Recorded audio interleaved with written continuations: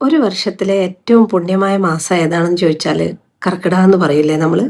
കാരണം കേട്ടിട്ടുള്ളത് മുഴുവൻ കർക്കിടകത്തിലെ കാര്യങ്ങളാണ്. കർക്കിടകമായി കഴിഞ്ഞാൽ രാമായണം വായിക്കണം, തലേദിവസം വീടൊക്കെ വൃത്തിയാക്കി അല്ലെങ്കിൽ മുറ്റമൊക്കെ അടിച്ച് ചാണകം തളിച്ച് അങ്ങനെ ഒരുപാട് കാര്യങ്ങൾ അല്ലേ, നമ്മൾ ചെറുപ്പം മുതലേ കേട്ടിട്ടുള്ള ചില കാര്യങ്ങൾ. ഇപ്പോൾ ഉള്ള പല ആളുകൾക്കും അത് അത്ര ഓർമ്മ ഉണ്ടാവണമെന്നില്ല. കുട്ടികൾക്കൊക്കെ ഇതൊന്നും അറിയേണ്ട കാര്യമില്ല എന്നൊരു ഭാവത്തിലാണ് അവർ നടക്കുന്നതെങ്കിലും പല കുട്ടികൾക്കും ഇതൊക്കെ അറിയാനോ ആഗ്രഹമുണ്ടേ. അവർക്കൊക്കെ വേണ്ടിയിട്ടാണ് ഈ വീഡിയോ. നമ്മൾ കർക്കിടകം ഒന്നിന് എന്തൊക്കെ ചെയ്യണം, ഒന്നിന് ശേഷം എന്തൊക്കെ ചെയ്യണം, അല്ലെങ്കിൽ കർക്കിടകം ഒന്ന് തലേദിവസം നമ്മൾ ചെയ്യേണ്ട ചില കാര്യങ്ങൾ എല്ലാം കൂടെ ചേർത്തിട്ട് ഒരു കൊച്ചു വീഡിയോ എല്ലാവരും കേൾക്കണേ. ഇതിൽ കർക്കിടകം എത്തിയത് അറിഞ്ഞേ ഇല്ല കേട്ടോ. അപ്പം പെട്ടെന്ന് ഇന്നലെ എങ്ങനെ ഓർത്തു, അയ്യോ നാളെ കർക്കിടക സംക്രാന്തിയാണ്, എന്തൊക്കെ കാര്യങ്ങളാണ് ചെയ്യേണ്ടത്, മൊത്തം വൃത്തിയാക്കണ്ടേ.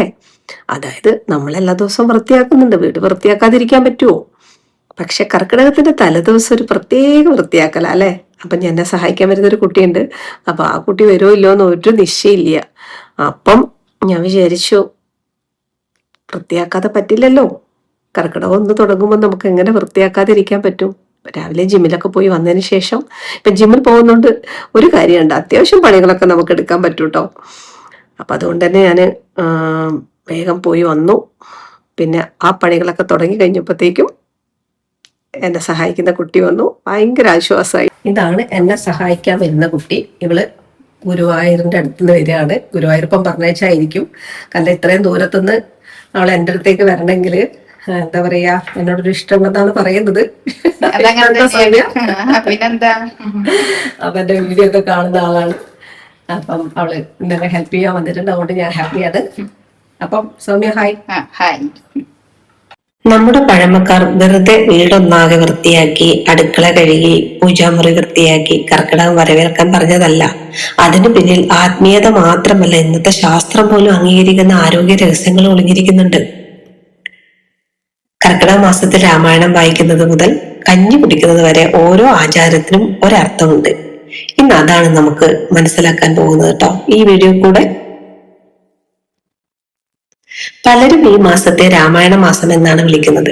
എന്നാൽ കർക്കിടകം ആത്മീയതയുടെ മാസം മാത്രമല്ല, ശരീരത്തെയും മനസ്സിനെയും പ്രകൃതിയോടൊപ്പം വീണ്ടും സമതുലിതമാക്കുന്ന ഒരു ജീവിത രീതിയുടെ തുടക്കവുമാണ്. എന്തുകൊണ്ടാണ് തലേ ദിവസം വീട് മുഴുവൻ വൃത്തിയാക്കുന്നത്? നമ്മുടെ വീട്ടിൽ കിച്ചൺ, സ്റ്റോർ റൂം, പൂജാമുറി, ജനലുകൾ, മൂലകൾ, പാത്രങ്ങൾ എന്നിവ എല്ലാം നന്നായി വൃത്തിയാക്കുന്ന ഒരു പതിവുണ്ട് ഇല്ലേ? ഇതൊരു ആചാരം മാത്രമാണോ? അല്ല. ശാസ്ത്രീയമായി നോക്കിയാൽ കർക്കിടകത്തിൽ മഴ ശക്തമാകും, ഈർപ്പം കൂടും. അത്തരം സാഹചര്യങ്ങൾ പൂപ്പൽ, ഫംഗസ്, ബാക്ടീരിയ, കൊതുക്, ചെറിയ പ്രാണികൾ എന്നിവ വളരാൻ ഏറ്റവും അനുയോജ്യമായ സമയമാണിത്. അതിനാൽ വീടിന്റെ ഓരോ കോണും വൃത്തിയാക്കുന്നത് രോഗാണുക്കളുടെ വളർച്ച കുറയ്ക്കാനും ആരോഗ്യകരമായ അന്തരീക്ഷം സൃഷ്ടിക്കാനും സഹായിക്കുന്നു. അടുക്കള വൃത്തിയാക്കുന്നത് ഭക്ഷ്യവസ്തുക്കൾ മലിനമാവുന്നത് തടയുന്നു. സ്റ്റോറും ക്രമപ്പെടുത്തുന്ന പഴകിയ ഭക്ഷണ സാധനങ്ങൾ മാറ്റി പുതിയത് ഉപയോഗിക്കാൻ സഹായിക്കുന്നു. പൂജാമുറി വൃത്തിയാക്കുന്നതിന് മനസ്സിന് ശാന്തിയും ഏകാഗ്രതയും നൽകുന്ന ഒരു മാനസിക ഒരുക്കമാണ്. അതുകൊണ്ട് തന്നെ ശുചിത്വം ആത്മീയതയുടെ ഭാഗം എന്നതുപോലെ ആരോഗ്യത്തിന്റെയും ഭാഗമാണ്. എന്തുകൊണ്ടാണ് വിളക്ക് തെളിയിക്കുന്നത്? കർക്കിടക മാസത്തിൽ രാവിലെയും വൈകുന്നേരവും നിലവിളക്ക് തെളിയിക്കുന്ന പതിവുണ്ട്. അത് സ്ഥിരമായിട്ട് എല്ലാ വീടുകളിലും ഉണ്ടല്ലേ, കർക്കിടക മാസം മാത്രമല്ല. ഇത് വെറും ഒരു വിശ്വാസമല്ല കേട്ടോ. വിളക്കിന്റെ മുമ്പിൽ കുറച്ചു നിമിഷം ശാന്തമായി ഇരിക്കുകയും പ്രാർത്ഥിക്കുകയും ചെയ്യുമ്പോൾ മനസ്സ് ശാന്തമാകുന്നു, സമ്മർദ്ദം കുറയുന്നു, ശ്രദ്ധയും ഏകാഗ്രതയും വർദ്ധിക്കുന്നു. ഇന്നത്തെ മനഃശാസ്ത്രവും ധ്യാനവും പറയുന്നതും ഇത് തന്നെയാണ്. എന്തുകൊണ്ടാണ് രാമായണം വായിക്കുന്നത്? കർക്കിടകം രാമായണ മാസം എന്നറിയപ്പെടുന്നത് വെറുതെയല്ല. രാമായണം വെറും ഒരു ഇതിഹാസവുമല്ല. ധൈര്യം, ക്ഷമ, സത്യം, കുടുംബ ബന്ധങ്ങളുടെ വില, പ്രതിസന്ധികളെ നേരിടാനുള്ള മനോബലം എന്നിവ പഠിപ്പിക്കുന്ന ഒരു ജീവിത പാഠമാണിത്. ദിവസവും കുറച്ചു സമയം രാമായണം വായിക്കുകയോ കേൾക്കുകയോ ചെയ്യുമ്പോൾ മനസ്സ് പോസിറ്റീവ് ആവുകയും ആശങ്കകൾ കുറയുകയും ആത്മവിശ്വാസം വർദ്ധിക്കുകയും ചെയ്യും. കുടുംബം ഒരുമിച്ചിരുന്ന് വായിക്കുമ്പോൾ കുടുംബ ബന്ധങ്ങളും കൂടുതൽ ശക്തമാവുന്നു. ഇനി കർക്കിടക കഞ്ഞിയുടെ പ്രാധാന്യം. ഈ മാസം ശരീരത്തിൽ പ്രതിരോധശേഷി കുറയാൻ സാധ്യതയുള്ള ഒരു കാലമാണ്. അതുകൊണ്ട് പഴമക്കാർ കർക്കിടക കഞ്ഞി ശീലമാക്കി. നവര, വിവിധ ഔഷധച്ചെടികൾ, ജീരകം, ഉലുവ, ചുക്ക്, കുരുമുളക് തുടങ്ങിയവ ചേർത്ത് തയ്യാറാക്കുന്ന കഞ്ഞി ദഹനം മെച്ചപ്പെടുത്തുവാനും ശരീരത്തിന് ചൂടും ഊർജവും നൽകുവാനും സഹായിക്കുന്നു. ഇതൊരു അത്ഭുതമരുന്നല്ല, പക്ഷെ പരമ്പരാഗത ഭക്ഷണ രീതിയുടെ ഭാഗമായ പോഷക സമൃദ്ധമായ ഒരു ഭക്ഷണമാണ്. എണ്ണ തേക്കലും കുളിയും. പഴയ കാലത്ത് കർക്കിടകത്തിൽ എണ്ണ തേക്കുന്ന ഒരു പതിവുണ്ടായിരുന്നു. ഇത് ശരീരത്തിലെ പേശികൾക്ക് ആശ്വാസം നൽകാനും ചർമ്മം വരണ്ടു പോകുന്നത് കുറയ്ക്കാനും സഹായിച്ചേക്കാം.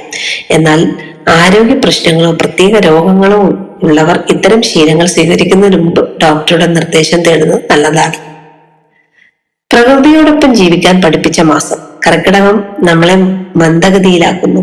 മഴ കൂടുതൽ, പുറത്തിറങ്ങൽ കുറവ്. അതുകൊണ്ടാണ് പഴമക്കാർ പറഞ്ഞത് വീട്ടിലിരിക്കുക, നല്ല ഭക്ഷണം കഴിക്കുക, നല്ല ഗ്രന്ഥങ്ങൾ വായിക്കുക, പ്രാർത്ഥിക്കുക, കുടുംബത്തോടൊപ്പം സമയം ചെലവഴിക്കുക. ഇന്ന് ഇതിനെ മാനസികാരോഗ്യ സംരക്ഷണം എന്നാണ് പറയുന്നത്. കർക്കിടകത്തിൽ ചെയ്യാൻ ശ്രമിക്കാവുന്ന ചില നല്ല ശീലങ്ങൾ. ദിവസവും രാവിലെയും വൈകുന്നേരമോ വിളക്ക് തെളിയിക്കുക. രാമായണത്തിലെ ഒരു ഭാഗമെങ്കിലും ഏതെങ്കിലും ഒരു സമയത്ത് വായിക്കുകയോ കേൾക്കുകയോ ചെയ്യുക. ഈ വീഡിയോ നിങ്ങൾക്ക് ഇഷ്ടമായെങ്കിൽ ലൈക്ക് ചെയ്യാനും ഷെയർ ചെയ്യാനും മറക്കരുത്. കമന്റ് ചെയ്യണം. അപ്പൊ എല്ലാവർക്കും ഒരിക്കൽ കൂടി കർക്കിടക ദിന ആശംസകൾ നേരുന്നു. അപ്പം കർക്കിടക മാസം ഏറ്റവും ഭംഗിയായി നടക്കട്ടെ. നന്ദി, നമസ്കാരം.